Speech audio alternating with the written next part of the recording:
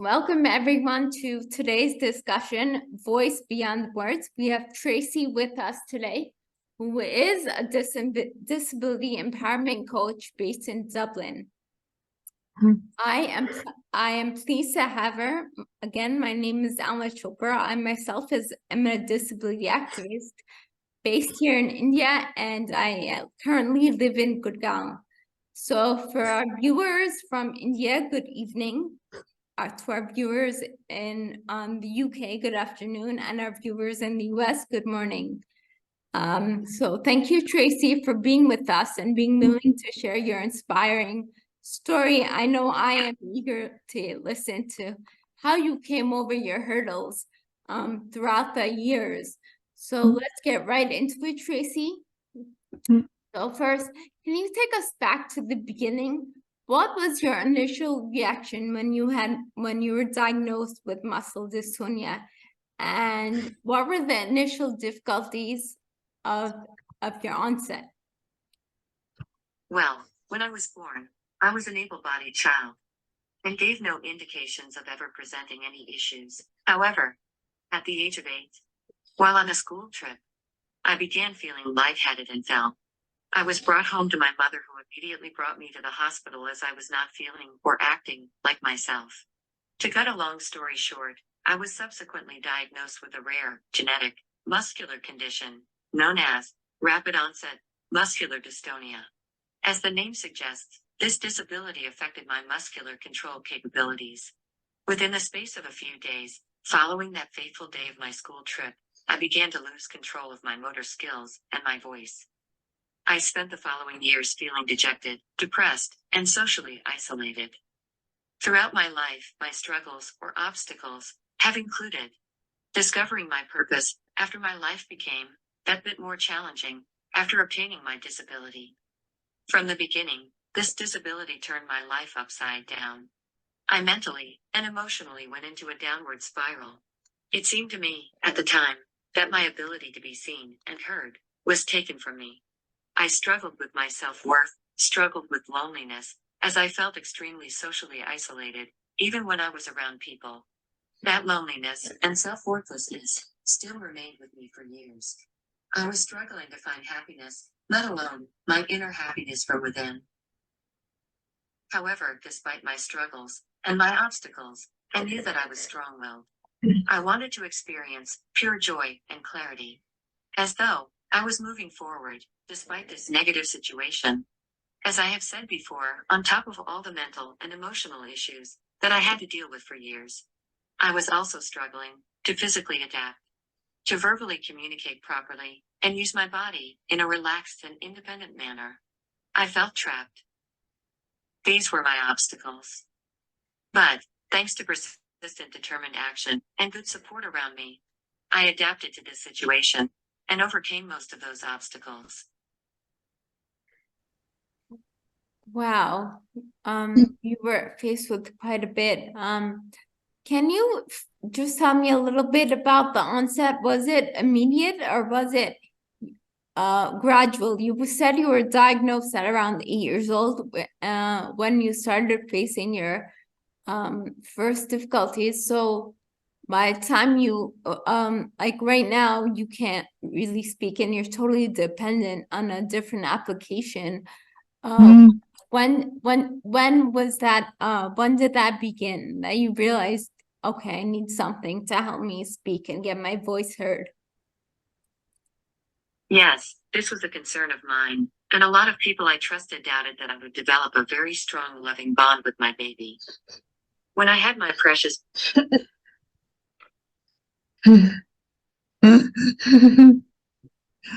I know it must be hard, Tracey. Just take your time. It's fine. It was pretty fast.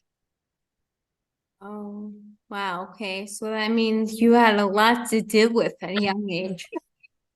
Let's go on to question 2, Tracey.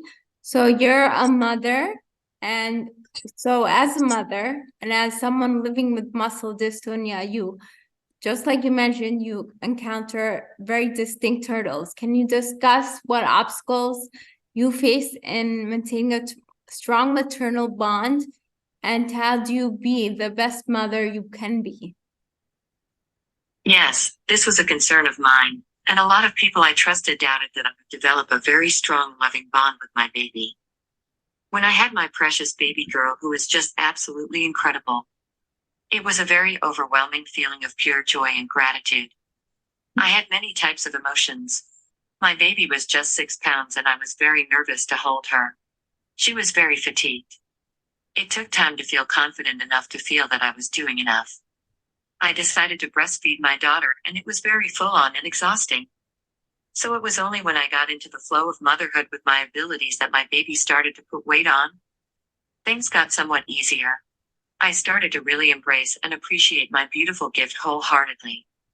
I found ways that I could manage, and I used my own voice with my baby, and I actually find that my voice can completely calm down my baby girl to a peaceful sleep. I get great satisfaction looking after my baby girl and that she looks after me. She comes to me and I know that she loves me. She is fully aware of my communication and can read me. I absolutely love this experience. It's a fantastic bond like no other. My baby is a part of me, and I can definitely feel this. Wow, that's a true testament to the mother-child bond. Tracey, we'll move on to question 3, but before we do, I just want to let you know that I am so immensely proud of you. I've seen your videos. You start to exercise again. The will and the drive that you have is really amazing, despite the difficulties that you faced, for even though you faced them for quite a few years. The fact that you're still persisting and that you even took up the opportunity to become a mother is really, I applaud you. And breastfeeding in itself is a huge task. So hats off to you, Tracey. Okay, so next question. Can you describe what it feels like to be a mother? How do you think mother has changed you and your perspective on life? It's a feeling like no other. I have waited forever for my precious baby, and I feel so grateful and proud. I just feel as though I was born to be a mother. Yes, it is a bit more difficult for me, with my physical disability. However, it doesn't stop me from being my best. My perspective as a first-time mother is valuing what is really important and focusing on that. I want to make sure that I am okay, so that I can be there for my baby in the best way possible. I feel more stronger and empowered in myself. Each moment I have with my baby girl is truly wonderful and a blessing. You are a true testament to what a mother is and what a mother can be.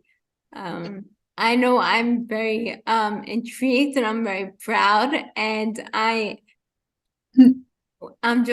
think your story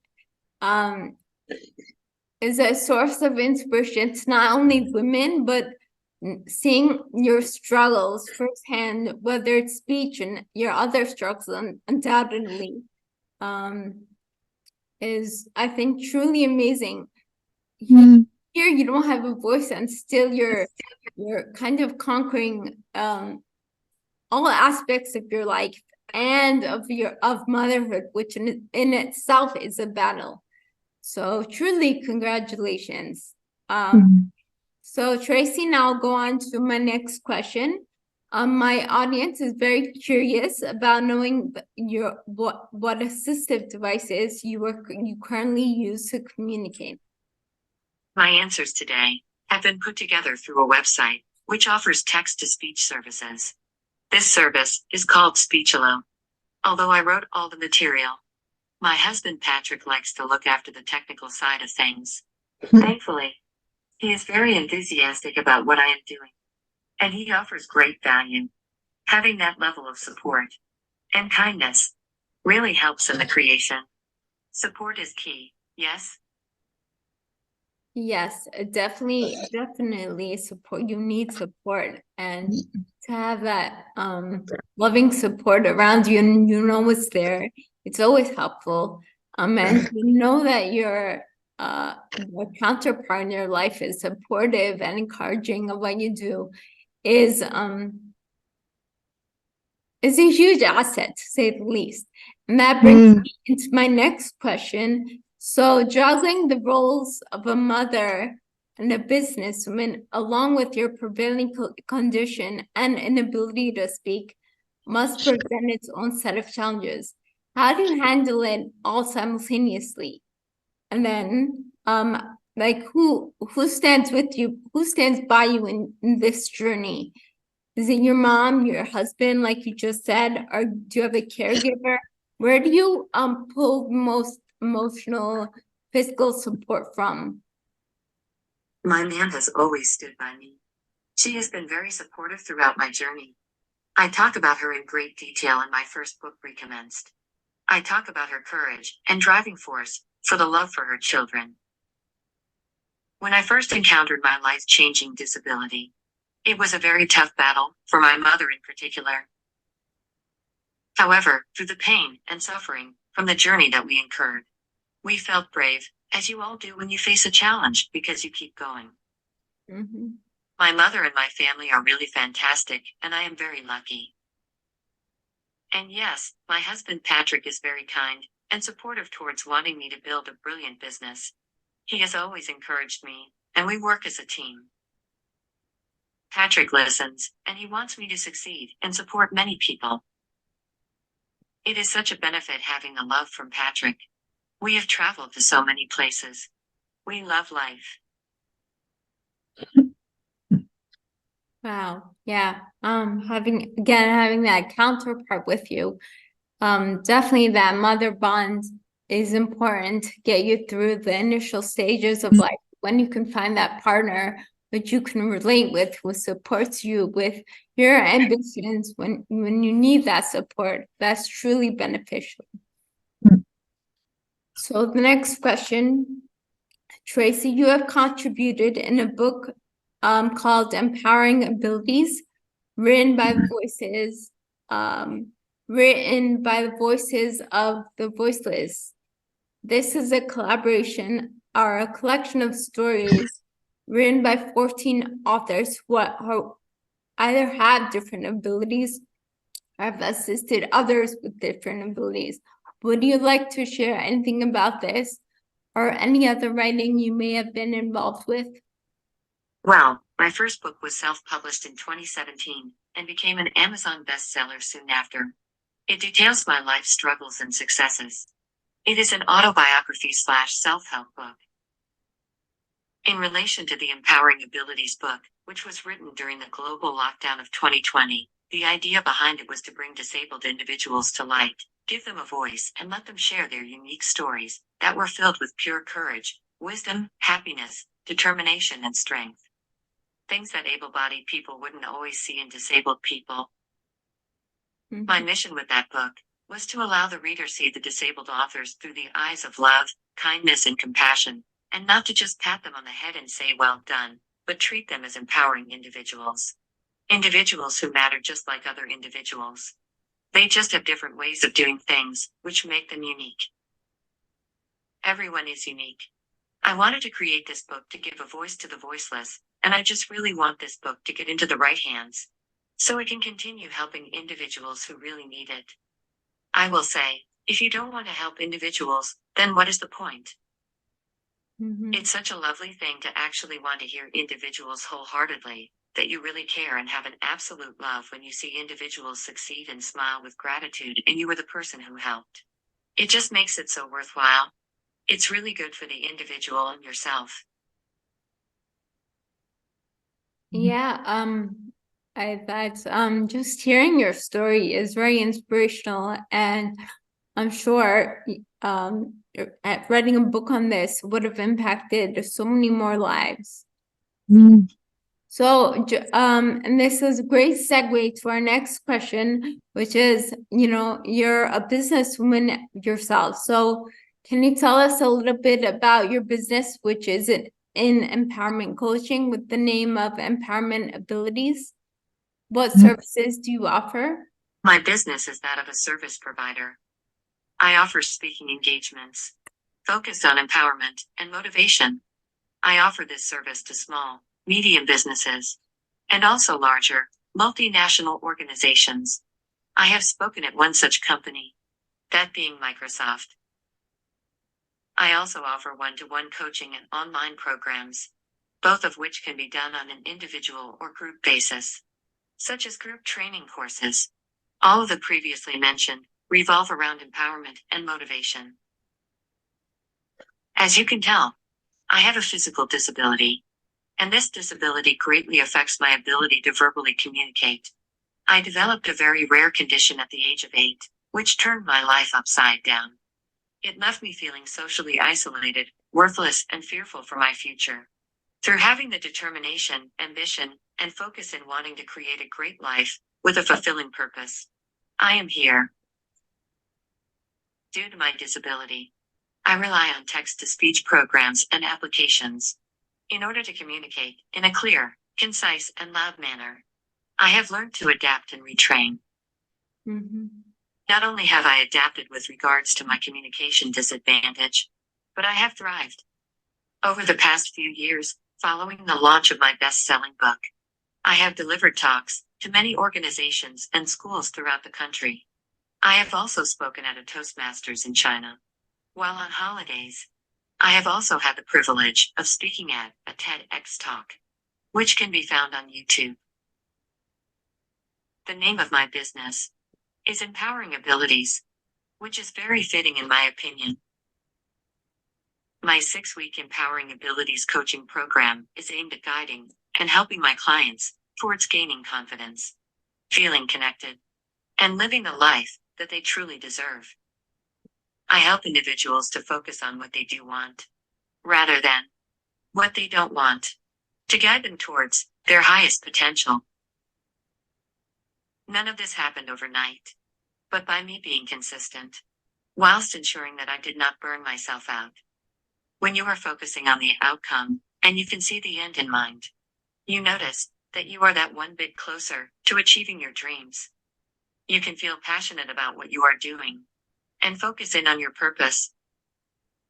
This is an incredible journey, and I am very grateful. Okay, so let me get into my next question, which relates to your business. Who exactly is your target audience, and what types of people do you usually work with? So, I love to work with people who feel disconnected, disempowered, feeling like they are lost, and all those trapped, stuck, and lacking direction. Through my own experience, with the challenges that I have faced, I'm now an expert in what I do, and know 100% how I can help individuals, because I have lived it, so I can relate in so many ways. I can help the individual to really connect with me, and feel like I get them. I don't necessarily just work with individuals who have disabilities, because able-bodied people can feel just like that too. I have worked with both the disabled and able-bodied. However, it's just about who really wants what it is that I offer, and who is open to my unique and valuable way of delivering and helping individuals to feel better connected, gain confidence, and live the life that they truly deserve. You mentioned that with your Empowering Abilities services, that you offer one-to-one Empowering Abilities coaching. Can you share how it works and the effects that it may have on the individual? Yes, that's a very good question, because I am sure that people question the how of my one-to-one Empowering Abilities coaching program, and they are not sure whether to invest in me or not. However, to do one-to-one coaching was something that I really wanted, and I really felt inspired and geared towards achieving. So with the help and support from my mentors and my husband Patrick, I developed a very holistic, one-to-one Empowering Abilities coaching program. This helps the individual to focus on what they do want, rather than what they don't want. I have put out my Empowering Abilities coaching program globally. It is available online, and I have worked successfully with individuals, helping them to overcome their own obstacles. Obstacles which they perceive to be their reality, when in fact, the obstacles in question were not. I absolutely love seeing the results, and individuals' faces light up as they begin feeling that inner self-belief and self-empowerment. So, with my one-to-one Empowering Abilities coaching program, I tailor some material specifically to the individual's needs, and some of it is pre-recorded. After each session with an individual, I am aware of what questions to ask, but I do ask off-the-cuff questions too, because we can't plan for everything. But it works out really well because the individual is fully aware that it may take me some time to type, and this often gives the individual time to reflect. I also include my own meditations throughout this program. That's very interesting. Do you have any free content that the viewers can check out on what you do? Oh, yes, I have my free 5-day Empowering Abilities Reset course, which includes videos posted directly onto my website, daily emails sent to each individual, and meditations which have been carefully tailored by me and cover the topics discussed on the program itself. Also, there is the opportunity to go further with me and join my 5-day Empowering Abilities program. All of the information about these programs can be found on my website, which can be found at www.traceymccain.ie.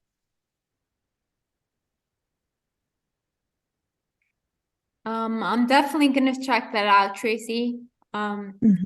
I am looking forward to it actually. Mhm. Would you like to, is there anything else you would like to share with our audience today? Remember that you hold so much incredible potential within you. That's right. It's within your power for you to remove the chains that you feel may be holding you back. You have got this. Please reach out to me, as I would love to hear from you. Let me know if I can support you in any way. I really enjoyed this interview, and I am very grateful to Alma for organizing this.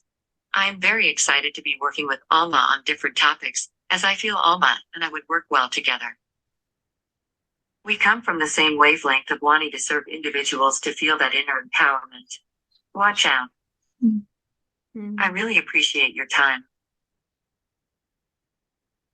Tracy, I think we appreciate your time and the efforts you put in answering my questions, which will, I know, help our listeners. And I know we will work together.